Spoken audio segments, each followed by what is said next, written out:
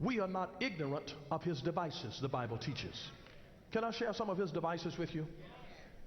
He uses verbal abuse. Verbal abuse. He will wear you down. And isn't it interesting that he uses verbal abuse of people that's supposed to love you? Because the words of strangers wouldn't impact you that much. But when it's people close to you, when it's your own mama, when it's your daddy, when it's your brother, when it's your sister, when it's people who are supposed to be your friend. See, verbal abuse. He uses physical abuse. He uses sexual abuse. Because see, again, sexual abuse is a form of identity theft. Because when a pervert sexually abuses a child, they put their identity on that child.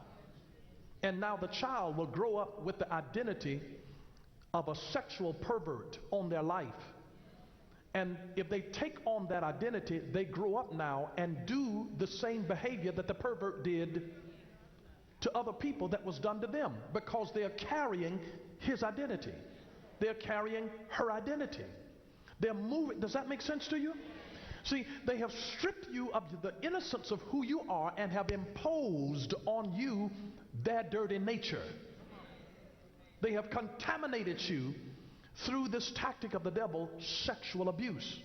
I cannot tell you how many people in our society today, particularly young girls, that have been abused. If you go into a school and had an honest answer with the number of those young people that have been sexually abused, you would be in shock over the staggering percentages, how high they are, of girls that have been abused, and even boys. You will honestly be surprised. The devil uses the words and the actions of significant others in our life. Significant others, not people who don't mean anything to us, but people who are supposed to mean something to us. He uses divorce as a huge thing to mess us up. You'll be surprised, and mess up the minds and the lives of the children emotionally. He uses financial ruin, because he confuses your identity again with your net worth with your self-worth. See, so you go through financial ruin, you start wondering, who am I?